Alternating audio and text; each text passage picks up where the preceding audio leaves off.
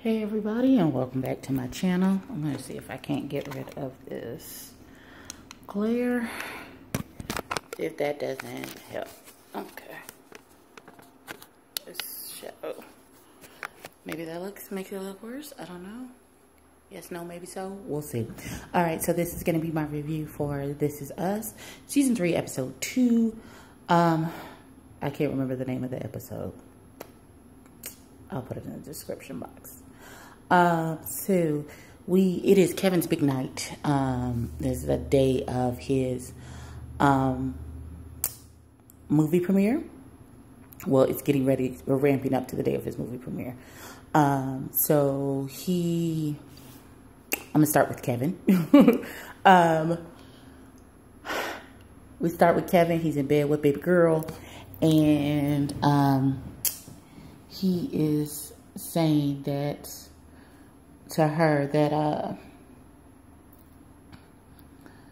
you know, this is a big thing for him, and blah blah blah blah blah. And he was like, he was like, well, I think it's too soon to ask you to come to the premiere. And she was like, no, let's just keep this super casual and blah blah blah.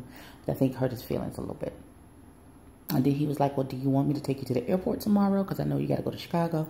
And she was like, no, I'm good, da da da da. Okay. So, it cuts to the night of the premiere, and so she's in Chicago doing the editing work for her documentary, and she sees him talking to Mario Lopez on E! Live, and he asks her, who are you here with? And he was like, oh, my whole family's here, blah, blah. And he was like, no special lady? And he was like, no, just me, I'm just solo. And she didn't like that. So she texted him and was like, my flight lands at such and so time, and I hate to be late, so pick me up. So clearly it's not as casual as she would have it she would want it to be. Her feelings are clearly not as casual as they're thinking. So Kate and Toby are going through their IVF. It looks like Toby is at the beginning of having like a manic episode, like he's bouncing all over the place, and he's super randy, which we love, because we love that he's down for the get down. So they decide with Rebecca and Miguel coming for the premiere, they're not going to tell anybody that they're doing IVF, because anything could happen. She could get pregnant and then have a miscarriage.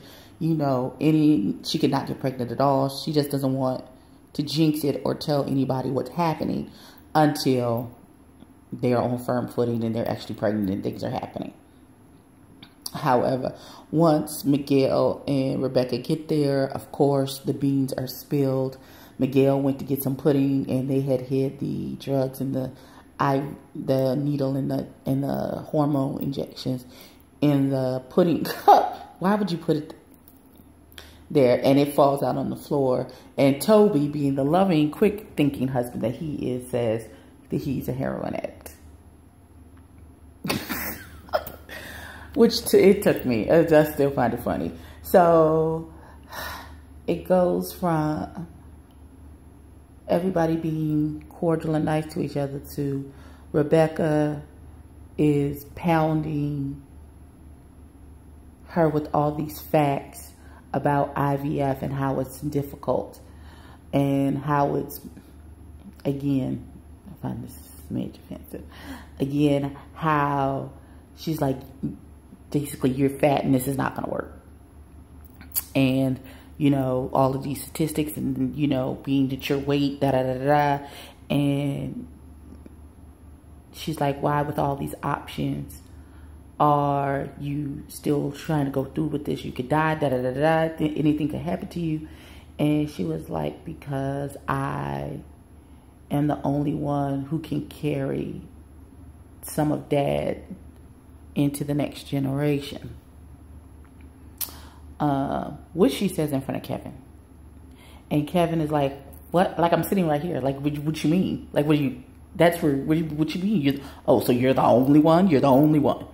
And so she was like, she didn't mean it like that. And so Toby flips out, of course, because he can see the toll that Rebecca's pounding and pounding. Her panic is going into Kate. And so he just puts the basic, and I don't think this would have happened if he was on his medication, but he puts his foot down and he says, just stop. We're doing this. Either get down or get laid down, basically is what he said. So everybody's taken aback, and then I was like, whoa, I need you to bring that 3 notches down. So he's like, okay, I'm going to go walk it off, and, you know, I'll meet you at the premiere. So they get to the premiere, and Rebecca starts to panic because Toby is not there, and it's time for her to have her shot. And her mom says, I'll help you do it. And so they go into the ladies' restroom, and Rebecca explains to Kate, she was like, after I lost your dad, there were days that I just could not get out of bed. She's like, it was all that I could do to get out of bed and put on clothes. And then I couldn't do anymore. And for a while, I didn't think I would be able to come back from the grief of losing your father. And the thought of you doing anything that would cause me to lose you takes me back to that place, which is why I panicked and started throwing all of these facts at you. And so they of course come to some type of understanding. She's like, you'll get it when you have a daughter of your own. Which of course made me a little verklempt, as this show is wont to do. But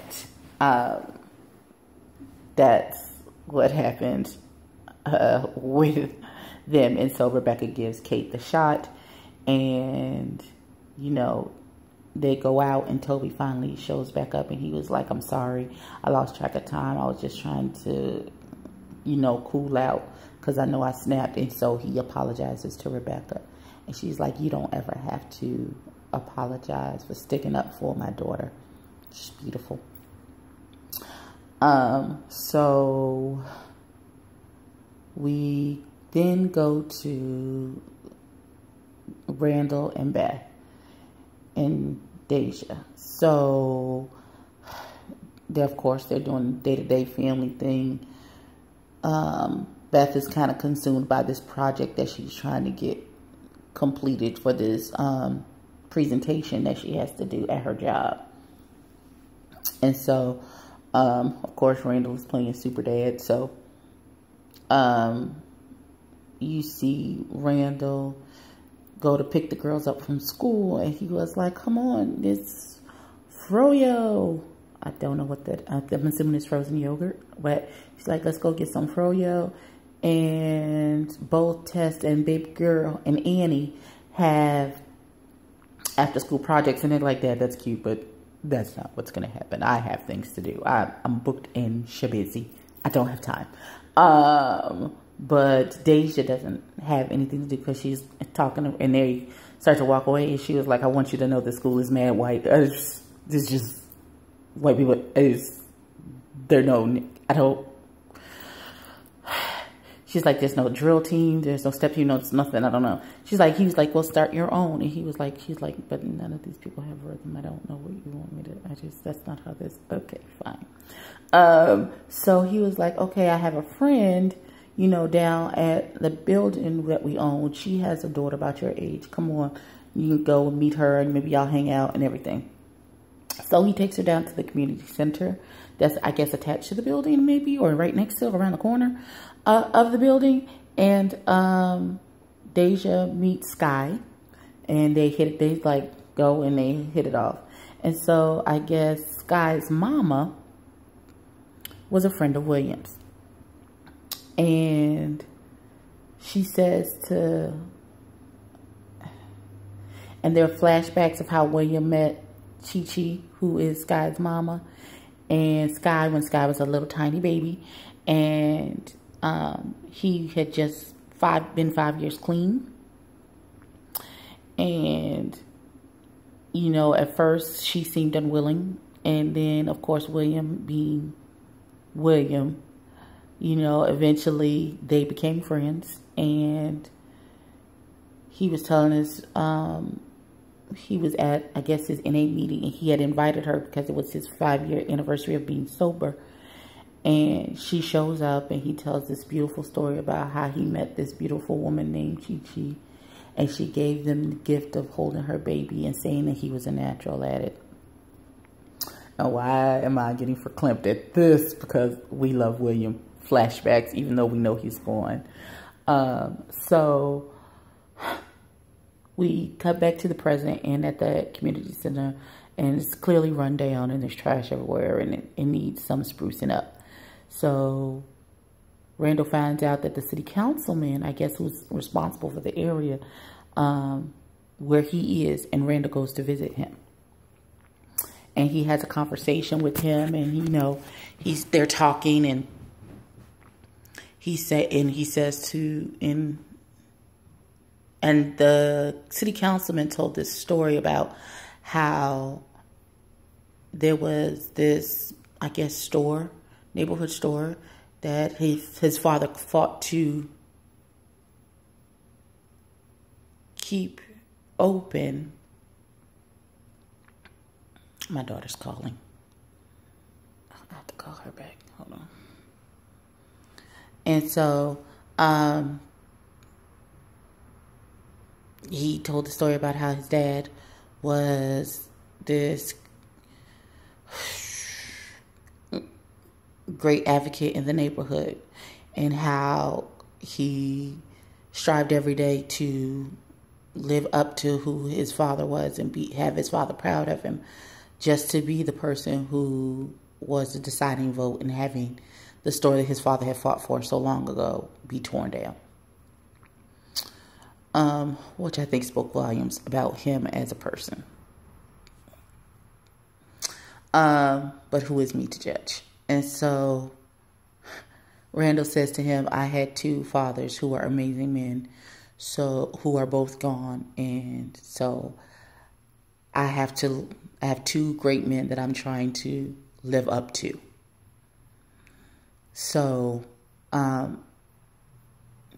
he goes back to the community center, and he's waiting for the people, because the councilman said, I'll send somebody up to clean up and fix whatever needs fixing.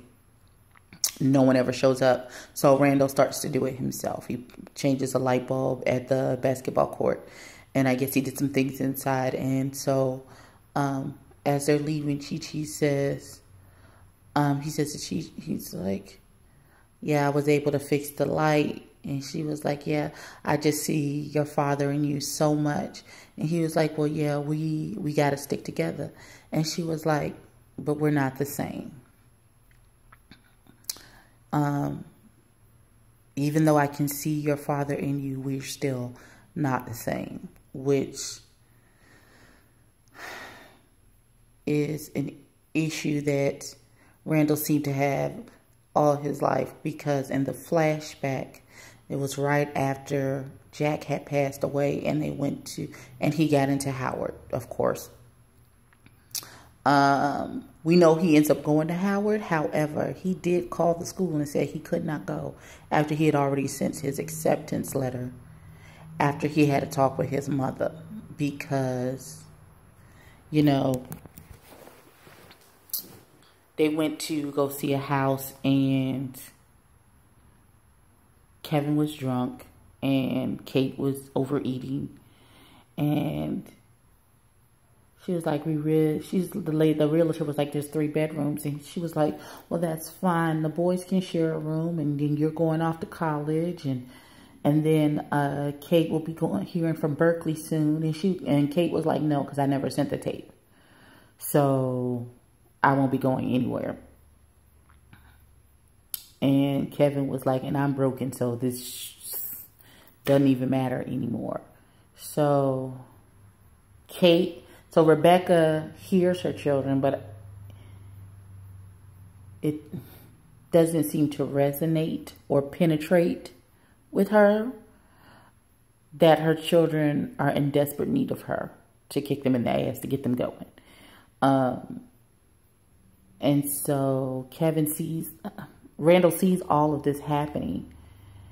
And so he has a conversation with his mama, with Rebecca. And Rebecca again tells him, it is all I can do to get out of the bed and put on clothes. Once that happens, I don't have any energy to do anything else.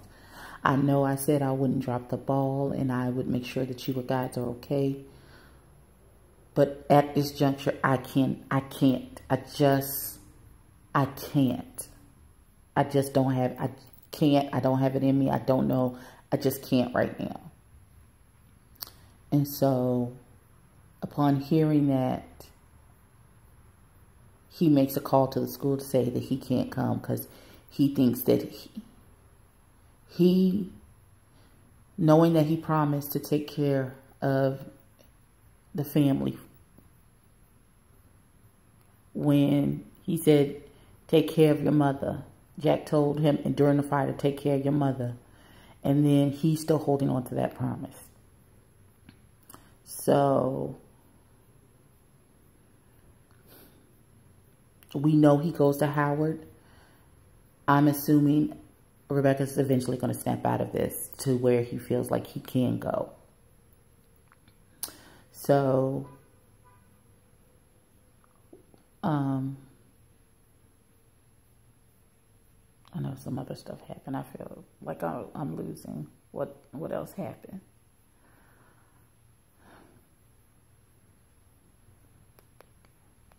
Randall goes to the premiere and he and Kevin, Randall is already feeling some type of way because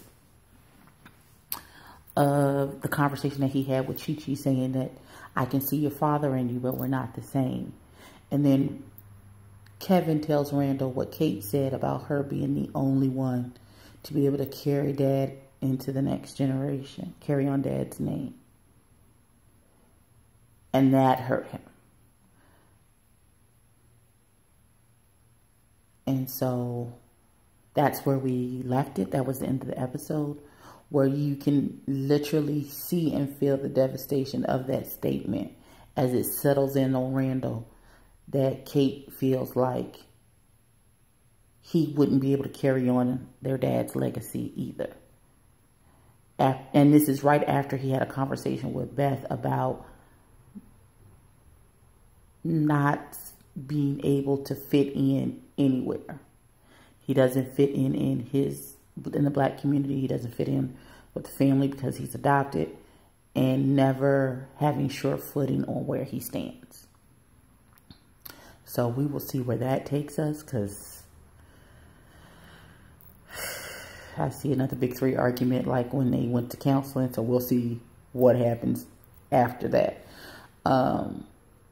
But yeah, that is my review for This Is Us Season 3, Episode 2. Like I said, if you're a huge fan of the show, please go and listen to the Key and Clyde. This Is Us with Key and Clyde podcast. Google them. Look them up on Facebook. I guarantee you won't regret it. And I will catch you in the next one. Peace.